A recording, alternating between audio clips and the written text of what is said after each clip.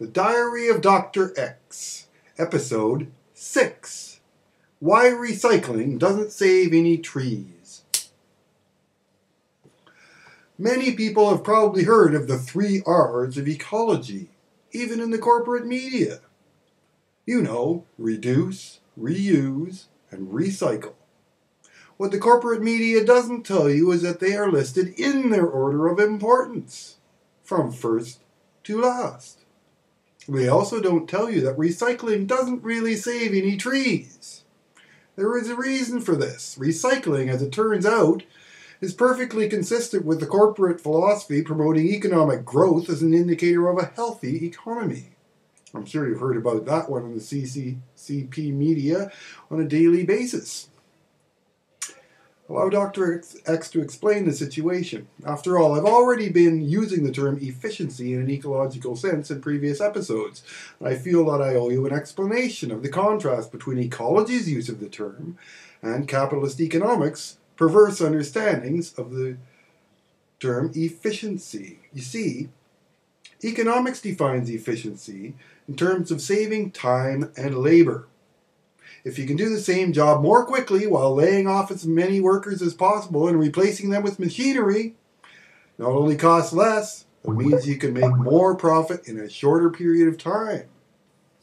And if you can move the most labor-intensive aspects of the manufacturing process to a third world country, where you can get away with paying workers, most often women, a salary less than they can afford to live on, well, then economic understandings of efficiency would suggest, let's go for it.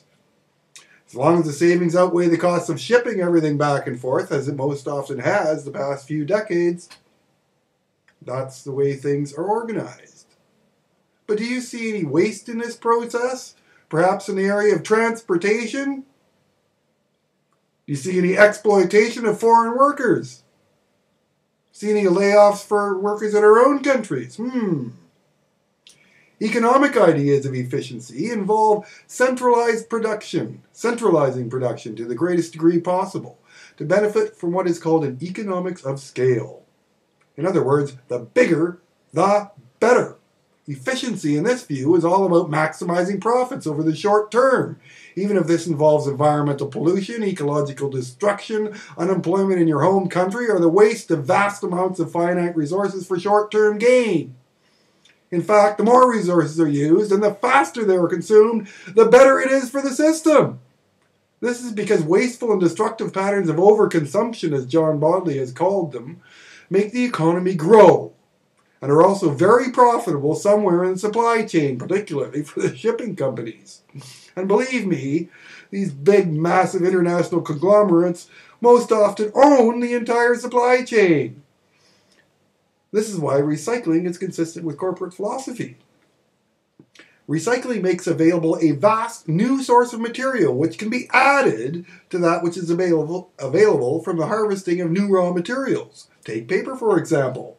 Not only can we continue to harvest forests for new paper just as fast as we always did, if not faster, now we can add all of that recycled paper to the system as well.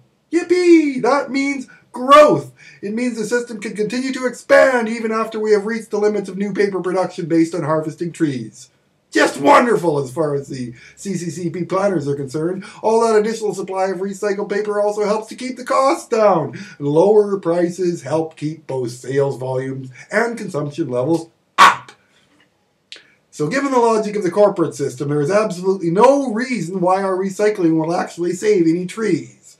Quite the reverse. Unless, that is, the more important priorities, reuse and especially reduce, in other words, reduce consumption, become part of the equation. If we leave this decision to corporate planners, this will never happen, because our entire system defines efficiency in terms of maximizing profit. And that means increasing consumption as far as they are concerned, as well as the scale of their operations, both of which help to increase their profits. Ecology defines efficiency very differently in terms of saving energy and materials. In other words, if you can do the same job using less energy and less materials, then you're doing it more efficiently in an ecological, or more precisely, in a scientific sense. You see, economics is not a science, don't like to pretend it is. It's more like a religion, in fact. This understanding of efficiency is related to ecology's ideal of optimizing production over the long term rather than maximizing it. This is what ecology's central idea of sustainability is all about, despite what you've heard in the media. The goal is optimum production, which uses the fewest resources necessary to meet human needs, ideally in such a way that those needs may continue to be met indefinitely. Clearly, this is consistent with a much more long-term view, not a quarterly one. From an ecological perspective, recycling was suggested as a method of reducing the necessity for new resource harvesting, not as a means of maximizing consumption. Recycling can reduce consumption in other ways too. It provides a local source of paper fiber in areas without forests, for example, which again increases efficiency because it is possible for less paper to be shipped into such areas. It can potentially be made from local resources. So recycling can increase efficiency and decrease destructive overconsumption, but only if it is part of a larger strategy in which reduction of overall consumption is the goal at a systemic level.